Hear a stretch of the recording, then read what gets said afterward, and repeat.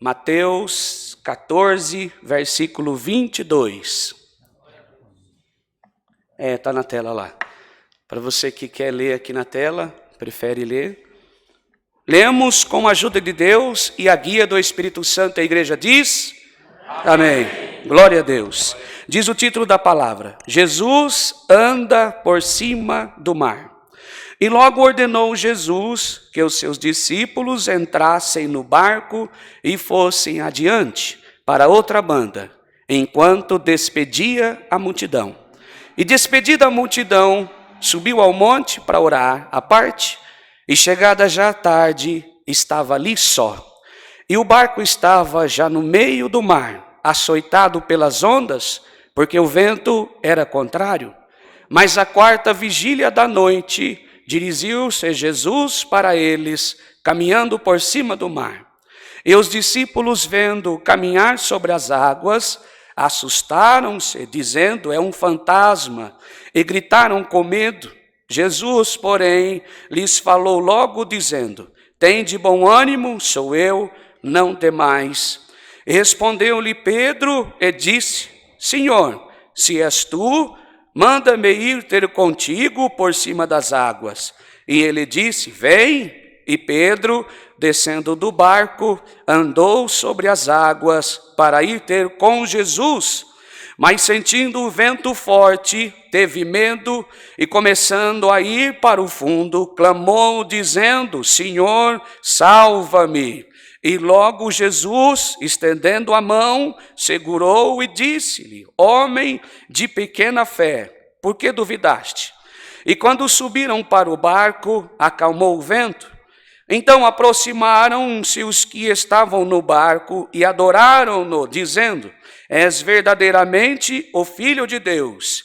E tendo passado para outra banda, chegaram à terra de Genezaré.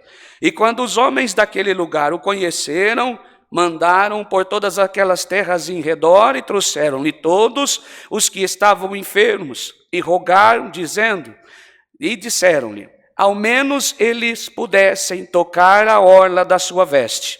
E todos os que o tocavam ficavam sãos. Somente até aqui. Amém.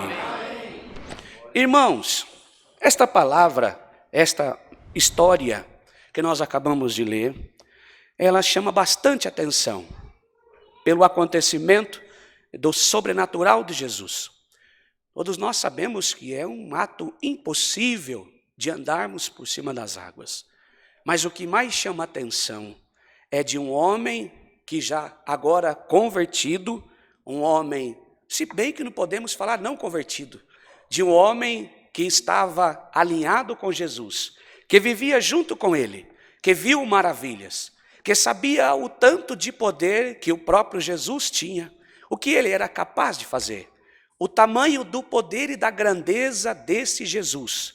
Tinha ele do lado, vivia do lado, sabia de todo o poder que estava sobre ele, mas mesmo assim, o que me chama a atenção nessa história é a dúvida.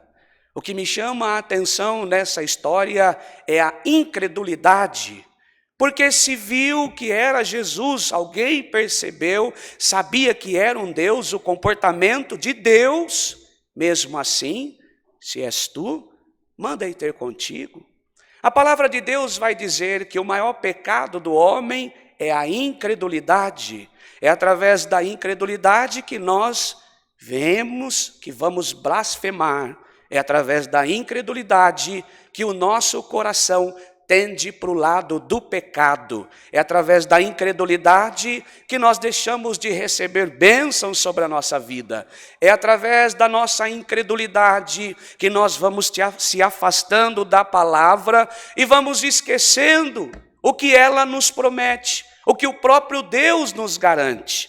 Quando nós ouvimos a palavra de Deus e colocamos ela em prática, vamos para casa E nós ficamos digerindo aquilo que Deus falou conosco, aquilo que a palavra entrou no meu coração e serviu de alívio para o meu sofrimento, serviu de alívio para a minha prova, serviu de alívio para aquilo que eu estou passando. O alimento espiritual da minha alma foi tocado através do Espírito Santo em palavras e nós recebemos, mas nós, quando saímos para fora da igreja, nos desligamos da mensagem da palavra, nós saímos da presença de Deus, voltamos a errar, voltamos a pecar, nós voltamos a nos desencontrar com a informação que a palavra de Deus passou para nossa alma. E aí a pergunta da palavra hoje é para nós: será que nós estamos convertidos de fato e de verdade? Será que nós podemos agora fazer uma análise de consciência e que nós possamos viver pelo testemunho que Jesus Cristo causou na nossa vida ou praticou para que a nossa fé fosse aumentada? Pregarmos que a palavra hoje é de acalmar a tempestade, sem anunciar o evangelho de Jesus, sem falar que ele pode transformar a minha vida, sem citar que para isso acontecer, eu preciso estar de fato e de verdade convertido no evangelho e aceitar Jesus Cristo como único e pessoal Salvador.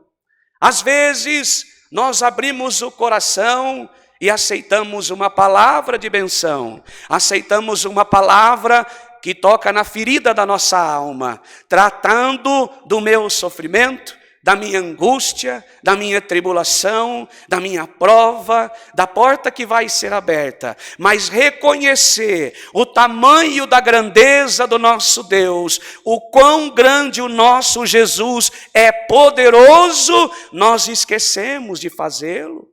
Nós deixamos de lado, porque para muitos não tem importância viver uma coisa transitória, um evangelho que é passageiro e que para mim não interessa. Renunciar o pecado, servir a Deus de verdade, é muito pesado isso, mas nós vamos colhendo como um supermercado na prateleira, só aquilo que interessa para encher, massagear o meu ego, massagear a minha razão, massagear o meu sentimento de tristeza. Mas quando o Senhor Jesus se aproxima de nós e pergunta assim: qual é o tamanho do seu amor por mim? Qual é o tamanho do evangelho que está pregado no teu coração e o que ele suporta passar e sofrer pelo amor de mim? E a igreja fica estagnada, a igreja fica perplexa e nós começamos a fazer uma análise de nós. Vejamos bem, Davi era assim. Davi levantava feliz, mas ele sabia que Saul perseguia. Ele sabia que ele tinha que logo correr para uma caverna e se esconder do próprio filho. Ele sabia que uma grande multidão o perseguia para tirar a vida, mas ele tinha a resposta para a própria alma. Ei, alma, refrigera em Deus, porque Ele é o nosso consolo, o nosso refúgio e a nossa fortaleza. E somente nele nós podemos encontrar esperança. Glória a Deus. Davi não tinha um anunciamento para a igreja, o Davi não tinha um pastor que pregava para ele, o Davi não tinha um presbítero, ele não tinha um ancião, ele não tinha nada disso, mas ele tinha a palavra de Deus do coração, a verdade no coração, ele tinha o conhecimento do poder de Deus sobre a vida dele. Será que nós estamos vivendo a mesma coisa? Hoje a palavra pergunta para nós, irmãos, o que nós prestamos atenção aqui? Cristo pede que o barco se afaste. Ele entra dentro, mas com algumas pessoas. Bem no comecinho nós vamos entender esse texto. E logo ordenou Jesus que os seus discípulos entrassem no barco e fosse adiante a outra banda, enquanto ele se despedia da multidão. Será que isso já não era uma predestinação? Como que eu posso dizer? Um acerto de Jesus Cristo? Vá, que eu vou ficar aqui do outro lado. Eu quero ver o que vocês vão fazer. De madrugada eu vou ter com eles. Eu quero ver o tamanho da fé de cada um que está lá. O primeiro já vacilou. Por que será que ele não chamou os demais? Será que os outros estavam cheios de fé? Ou será que eles não tinham? Por Pedro não passar por aquele teste, deixa os outros lá. Se um não converteu, os demais também com certeza não vai estar. Falta fé no coração. O que faltou no Pedro? A fé. Ele não estava convertido. Ele não estava cheio de Jesus. Ele começa, olha ele lá, e no meio ele afunda. A palavra de Deus vem dizer para nós assim: quando nós descemos das águas, entendemos Jesus Cristo e não o evangelho, um superficial, aquele carinho, o amor bonito da igreja, o comportamento da igreja, de que maneira a palavra entrou no meu coração, a atitude da igreja, os irmãos que abraçaram, os hinos que foram tocados, e nós entramos, aceitamos Jesus Cristo, tivemos um encontro com Ele. Tempo depois, a primeira prova, já não compensa mais ser crente. A minha tristeza, a angústia da minha alma me pega e faz pensar que Jesus Cristo não está na minha vida, que Ele me abandonou. A palavra de Deus não é superficial, ela é verdadeira. Hoje a palavra de Deus veio dizer para nós, ou nós abrimos o nosso coração e aceitamos o evangelho e vivemos Jesus Cristo de fato e de verdade, ou a própria prova vai nos arrancar da presença de Deus, ou o próprio sofrimento vai nos tirar da presença de Deus, ou a própria angústia vai nos esquecer, fazer-nos esquecer da palavra. Quando alguém chega na minha porta ou na minha frente e fazer alguma coisa, me entristecer o coração, essa igreja eu não vou mais, eu não coloco mais os pés lá. Eu não vou mais ser crente não, não vale a pena. Depois que eu passei a ser crente, parece que está dando tudo errado. Irmãos, aceitamos a palavra em nome de Jesus, aceitamos a palavra. Não é todo dia que nós vamos pegar benção, nem um prato bonito servido, não. O Senhor Jesus quer que nós o amemos de fato e de verdade. Viver o evangelho superficial, irmãos, irmãs, quando a prova chegar em nós, a primeira coisa que nós fazemos é correr, é não aceitar, é falar contra a própria palavra. Senhor, cadê tu na minha vida? Jesus Cristo sempre esteve aqui conosco. É nós que não abrimos o coração, é nós que não aceitamos, é nós que não entendemos o evangelho da renúncia, é nós que não queremos fazer morada no nosso coração e na nossa alma, para que o Espírito Santo de Deus possa operar na minha vida, na tua vida, na nossa vida. E quando nossos joelhos se prostarem, Senhor, eu preciso de ti na minha vida, o meu coração está convertido, eu não estou aqui, Senhor, só para te amar na hora boa, não, mas eu estou dizendo que te amo. Se for da tua vontade, prepara para mim, Senhor. Se for da tua vontade, me liberta, Senhor. Mas se não for da tua vontade, me dá força para suportar a dor, me dá força para suportar a calúnia, me dá paciência para passar por essa prova, me dá anos de vida para ver os meus filhos dentro da tua casa. Então me ajuda, Senhor, porque o evangelho falou mais alto, o amor de Jesus Cristo falou mais alto. Se nós queremos que essa tempestade passe na minha vida, Jesus Cristo tem que estar no meu barco de fato e de verdade. Glória a Deus, oh glória, Jesus Cristo tem que dar no meu barco. Se eu, irmão, irmã, falar só da boca para fora, eu sirvo a Deus, será que nós servimos?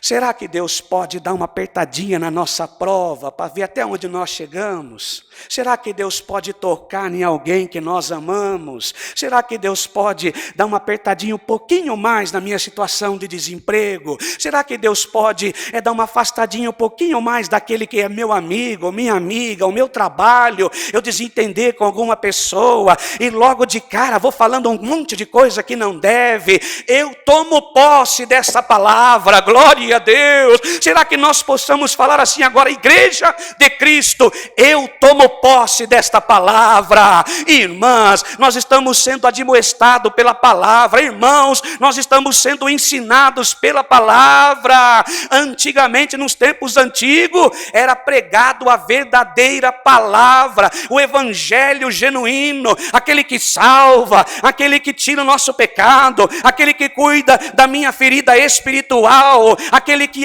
ensina que é debaixo do sofrimento que eu vou glorificar o nome de Jesus Cristo. É debaixo da minha prova que eu vou sentir se a minha aliança está conectada com Deus, se o meu espírito se alegra com Deus da minha vida, ou só na hora da fartura, na hora da glorificação, na hora de contar o testemunho. Mas nós queremos nunca pagar o processo para chegar aqui e contar que Deus fez um milagre na minha vida. Irmãs, irmãos, vamos amar Jesus Cristo como Ele merece. Morreu de braço aberto, abraçando a igreja, abraçando você que nos assiste, e nós pegamos a palavra e jogamos pelas costas. E hoje eu não quero Deus, eu não preciso dele. Lá em casa está tudo bem, está tudo funcionando, mas quando as coisas se apertam, o dinheiro do aluguel faltou, o do gás faltou, de pagar a conta, de pagar a luz, nós nos jogamos nos pés de Deus. Senhor, tem misericórdia, e fazemos o sacrifício da cruz como moeda de troca. Glória a Deus, oh, aleluia, glória a Deus. Não, irmã, não, irmão, Jesus Cristo tem que estar na nossa vida 24 horas por dia. De manhã, esses dias, Deus nos deu uma palavra dessa maneira. Salmos 23. Como que nós interpretamos? Nós estávamos numa reunião aqui, o irmão William subiu aqui e disse realmente aquilo. Falta interpretação do texto. Quanto de nós, pregadores grandes, o Senhor é o teu pastor? Não.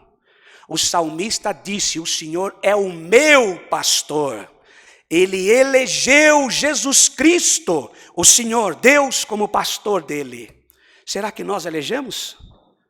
Será que Jesus Cristo realmente é o meu pastor?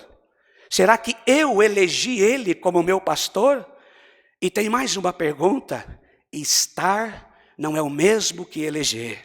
Estar é porque eu coloco naquele momento. Está aqui. Alguém tira. Eu tirei. Isso é estar. Mas quando eu elejo, vai ficar aqui porque eu gosto dele aqui. Ele vai ficar na minha vida para todo sempre. Agora ele é o meu pastor. Eu não quero que tire daí. Eu coloquei ele para tomar conta da minha vida. Aonde eu for, Jesus Cristo está comigo. Se eu entrar num abismo, ele está comigo. Se eu cair num abismo, ele está comigo. A mão dele vai me arrancar de lá. Se eu entrar na tribulação, ele está junto comigo. Se eu cair numa prova terrível de enfermidade, Jesus Cristo é o meu pastor. E nada me faltará. Glória a Deus. Mas se eu colocar aqui, alguém tirar a minha prova, a angústia, a tribulação, a inveja, a fofoca, a calúnia, o desemprego e tantas outras coisas, tirou Jesus Cristo da minha vida, ele está agora?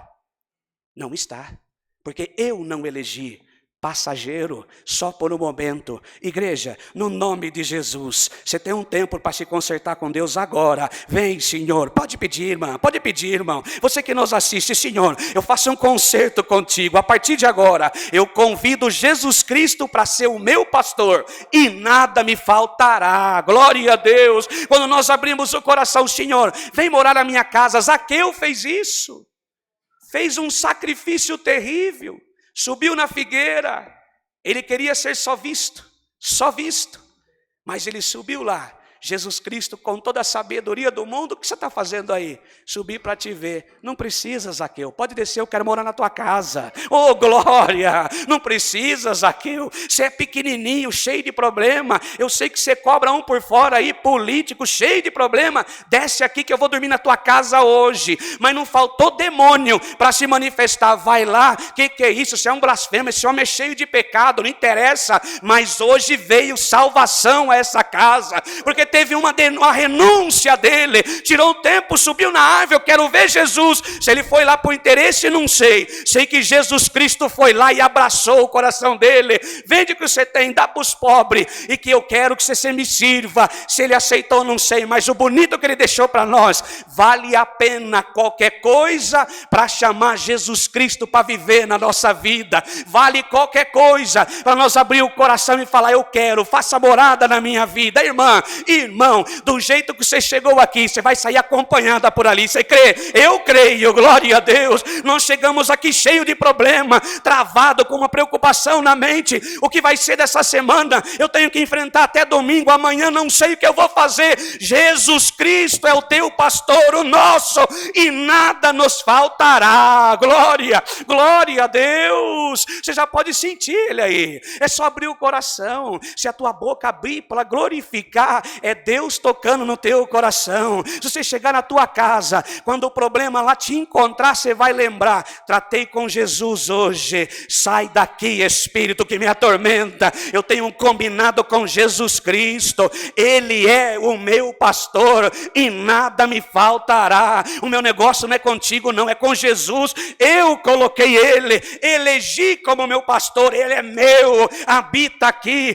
e nada nessa casa vai acontecer, porque ele está na minha vida e a mão dele está operando aqui dentro. Glória a Deus. Irmãos, recebamos essa palavra, saímos daqui cheio. Quando você sair lá fora, sinta-se abraçado pelo pastor. Irmã, irmão, eu não sei como você chegou aqui, a tua vida pode estar de ponta cabeça, tudo dando errado, uma tempestade que você não sabe que caminho tomar, as ondas que batem no teu barco, e você bate na beirada, bate no barranco, na pedra, seja onde estiver, no nome de Jesus Cristo, saia daqui abraçada com a palavra, de mão dada como pastor. Oh glória, e aquilo que você não pode fazer, a mão de Deus vai fazer para a tua vida. Oh glória, esta é a palavra. Deus seja louvado. Amém.